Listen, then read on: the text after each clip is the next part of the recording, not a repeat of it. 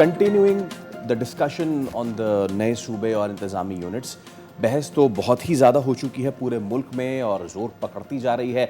ऐसे में इस्लामाबाद में SDPI का जो इवेंट है उसके कौमी मुबाहिसे में नए इंतज़ामी यूनिट्स गवर्नेंस बेहतर बनाने और मज़ीद इख्तियारात को निचली सतह पर मुंतकली पर जोर दिया है माहिरीन ने। अब मुआशी और इंतज़ामी माहिरीन ने इत्तफ़ाक़ इस चीज़ पे किया है कि बेहतर तर्ज़ हुक्मरानी और अवामी मसाइल के फ़ौरी हल के लिए नए सूबों का क़याम वक्त की अहम ज़रूरत बन चुका है।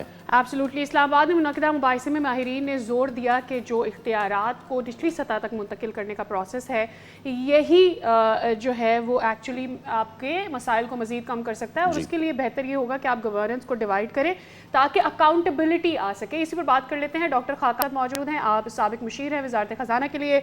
सर बहुत शुक्रिया आपके वक्त के लिए। Without further do going straight to the topic, क्या वाकई ही माहिर माशियात के समझते हैं, चूँकि आप खुद भी वो मौजूद थे, इस डिस्कशन का हिस्सा थे, सो यू रियली थिंक कि क्या गवर्नेंस को अगर डिवाइड कर दिया जाए, यानी मज़ीद सूबे बना दिए जाएँ, हमारे जो मसाइल हैं करप्शन के, ट्रांसपेरेंसी के और दीगर चीज़ें गवर्नेंस के, ये सॉल्व हो जाएंगे?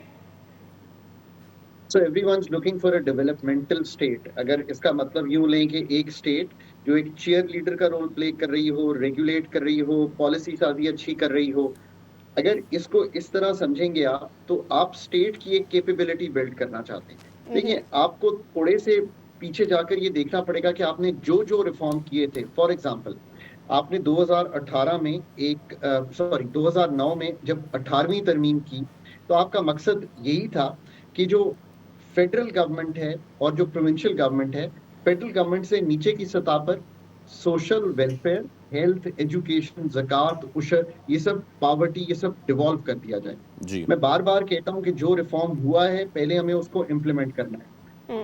आज भी वफाक 17 ऐसे सब्जेक्ट चला रही है जो उसका काम नहीं है। आज भी वफाक डेवलपमेंट की मद में भी और जिसे कहते हैं आप करंट जारी अखराजात में भी वो खर्चे कर रही है, इनकम सपोर्ट में वो खर्चे कर रही है। So that's pillar number 1।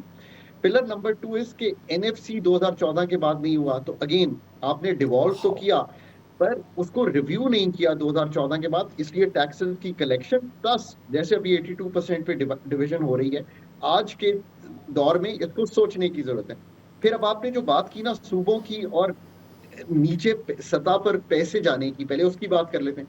Provincial finance commission, जिसका मकसद ये था कि ये जो पैसे वफाक ने दिए हैं वो चारों सूबाई हुकूमतों के पास ना रह जाएं सिर्फ, बल्कि इससे नीचे की सतह पर जाएं। सो लोकल गवर्नमेंट्स का क़याम और PFC, लोकल गवर्नमेंट्स का क़याम 140A आर्टिकल में लिखा हुआ है। इसका क्या मतलब है कि आपकी नाजिम्स होंगे, आप लोकल सतह पर पैसे भी ट्रांसफर करेंगे। आज 5% ऑफ GDP भी नहीं लोकल गवर्नमेंट्स के थ्रू खर्च होता। चाइना, जिसको आप अपना बेहतरीन दोस्त कहते हैं, वो 60% खर्च करता है। अच्छा, अगर ये सब चीजें जो आपने करनी है आप कर लेते हैं, और ये जो आर्टिकल 140A है, मैं बार बार कहता हूँ इसकी तशरीह भी करने की जरूरत है कि इसमें लोकल गवर्नमेंट्स ने क्या फंक्शंस करने हैं, क्या कलेक्शंस करनी है, सो दैट ये 3 टियर ऑफ गवर्नमेंट्स पे क्लैरिटी आ जाए कि इन्होंने क्या करने हैं। ये भी बात दुरुस्त है कि सूबे बहुत बड़े हो गए हैं इन टर्म्स ऑफ जिसे आप कहते हैं साइज। हालांकि साइज महाराष्ट्र का हमसे 2 गुना है, उनका GDP भी हमसे 2 गुना है। So size is not the only concern, but size is a concern. अब इसका क्या मतलब है? जिस तरह बात साउथ पंजाब सराइकी वगैरह की हुई है, आप उस पे प्रोटोटाइप में मूव कर सकते हैं। और ये बात दुरुस्त है कि 25-26 करोड़ का आज मुल्क हो गया है। जब ये सूबे बने थे तो क्या 6-7 करोड़ का मुल्क था। तो आपको सूबों के बारे में एक डिस्कशन करनी चाहिए। इससे क्या मतलब है? अगर इंडिया की मिसाल ले लें, उन्होंने 50 की दिहाई में एक कॉन्स्टिट्यूट किया commission, reorganisation of the provinces. आप भी कीजिए, इस पे इत्तफाक़े राय कीजिए, पर इस कमीशन का मतलब, मेरा मतलब एक पॉलिटिकल कमीशन नहीं है। पाकिस्तान में constitutional experts, the economists, finance experts have to sit together and see कि ये कैसे काम होगा। और इस तरह सराइकी सूबे की अलावा अगर आप KPK में चले जाएं तो हजारा की बात हुई है। क्या ये लसानी बुनियादों पे होंगे? मेरा नहीं ख्याल। ये बाउंड्रीज कैसे बनानी है आपने जो कि इफेक्टिव गवर्नेंस करें। और फिर एक आखिरी बात, आखिरी जो इस सब चीजों का जो है ना, वो एक प्रोफेशनल ब्यूरोक्रेसी है। जब तक Yes. आप ब्यूरोक्रेटिक सिस्टम्स को सही नहीं करेंगे तो ये चीजें सही नहीं होंगी। अब ये है एक 5 ईयर गवर्नेंस मॉडल जिस एसडीपीआई का आप जिक्र कर रहे हैं, उसमें मैंने एक स्लाइड में ये 5 पिलर एक्सप्लेन किए हैं और ये भी एक्सप्लेन किया है कि ब्यूरोक्रेसी को कैसे आपने प्रोफेशनलाइज करना है। अगर नहीं करेंगे 5 साल बाद हम यही डिस्कशन कर रहे होंगे दोबारा। एग्जैक्टली और अब हमने पिछले गेस्ट से भी यही बात की थी कि आप अपनी जो वर्किंग मशीनरी है, चाहे एडमिनिस्ट्रेटर अगर तगड़ा नहीं है, आप निज़ाम कोई भी ले आएँ, फिर वो इसी तरह चलता रहेगा। तो खाकान साहब, जब बात सारी हो गई है, जब सिंध की बात आती है तो यहाँ पे एक लसानियत शुरू हो जाती है, बाकी सूबों में भी बड़ा मसला खड़ा हो जाता है कि जी हम नहीं होने देंगे तकसीम। मसला इतने सारे लोग बोल रहे हैं, चीख रहे हैं, चिल्ला रहे हैं कि जी नए इंतजामी यूनिट्स लाएं, तो मसला आखिर कहाँ है? मसला शायद ये है कि हुई बेल द कैट, पहले बिल्ली के गले में घंटे कौन बांधे, कौन सा सूबा पहल करे कि आइए जनाब हम शुरू करते हैं, यही मसला आके फंस रहा है। देखिए, आसान तरीन तरीका तो इसका यह है कि लोकल गवर्नमेंट्स का चूंकि 140 से कॉन्स्टिट्यूशन में लिखा हुआ है, वहां से शुरुआत की जा सकती है और एक कॉन्स्टिट्यूशनल अमेंडमेंट ही करके ओके उसको डिफाइन किया जा सकता है। ये तो स्टार्टिंग पॉइंट है। सूबों पे जैसे मैंने कहा कि इसकी जिसे आप कहेंगे ना प्रोफेशनलाइज करना, कि ये सेटअप्स कैसे बनेंगे, इफेक्टिव कैसे होंगे। जैसे असल मकसद क्या है कि लोगों के करीब आ जाएंगे चीजें और लोगों को लाहौर तक का सफर बहावलपुर से ना करना पड़े, इजीएस्ट वे टू अंडरस्टैंड। और सूबे 12-12.5 करोड़ का अगर पंजाब है तो ऑब्वियसली 57% ऑफ 26 करोड़ हो गया पंजाब, इट्स ग्रोन ह्यूज। तो इन सब को हल करने के लिए, मतलब नालियों का मसला लोगों की दहलीज पर तो लोकल गवर्नमेंट ही हल कर सकती है। बिल्कुल। So that's point number 1। और अगर ये कमीशन जिसका मैं जिक्र कर रहा हूँ, ये अगर आप एक प्रोफेशनल कमीशन बनाएंगे तो वो ये इन सारी चीजों का टेक केयर कर लेगा जिन चीजों से लोगों को खदशात हैं। देन ऑफ सही। कोर्स देखिए, पॉलिटिकल गवर्नेंस तो पॉलिटिशियंस नहीं करनी है, लीडरशिप्स नहीं करनी है।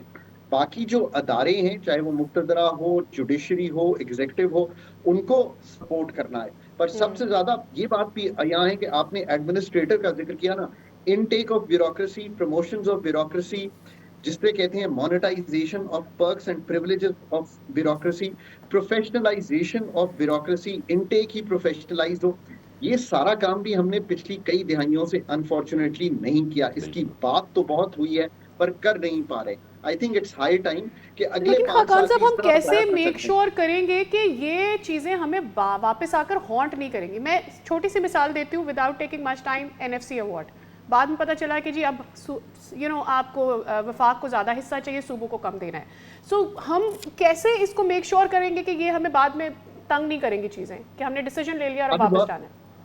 आपने बहुत अच्छा सवाल किया। ऑनेस्टली इसका जवाब इज द फॉलोइंग। एक तो एनएफसी जाके पढ़ता कोई नहीं है। मैं कहता हूँ एनएफसी पढ़ेंगे तो उसमें पता चलेगा कि प्रोविंसेस ने 1.5% जीडीपी का जो है कमाई करनी थी 2014 में। ये लिखा हुआ है एनएफसी में। आज जब पिछला साल क्लोज किया तो 1% ऑफ जीडीपी भी नहीं कमा रहे, जिसका मतलब है कि जो टैक्स बेस उनको दी गई, GST on services, motor vehicle taxation, land value taxation, agriculture income tax, ये सब उन्होंने नहीं किया। मैम, रिव्यू करना होता है, इसीलिए लिखा था कि 5 साल बाद एनएफसी रिव्यू होगा। आज 12 साल गुजर गए हैं। अगर हमने वो काम नहीं किए जो हमें अपनी गवर्नेंस के सुखम ठीक करने के लिए करने थे, और फिर हम डिस्पॉन्डेंट हो जाएं कि पाकिस्तान में, मैं हमेशा कहता हूं, मैं बुलिश हूं पाकिस्तान पे, यार अगर हमने गवर्नेंस के वो पॉलिटिकल रिफॉर्म्स, वो इकोनॉमिक रिफॉर्म्स किए ही नहीं हैं, तो फिर हम कैसे उसको समरात? बिल्कुल ठीक है, तो फिर बिल्कुल आप कैसे कहेंगे कि मैं खराब हूं? एब्सोल्युटली डॉक्टर खाकान, बिल्कुल ठीक है, नौकरी नहीं की, बिल्कुल ठीक है, हमारे पास दुनिया वक्त से की कमी है, but your point taken. Thank you so much. Shows में भी इस मौजू पे हम गुफ्तगू करते रहेंगे। सब्सक्राइब करें और बेल दबाएं ताकि कोई खबर रह न जाए।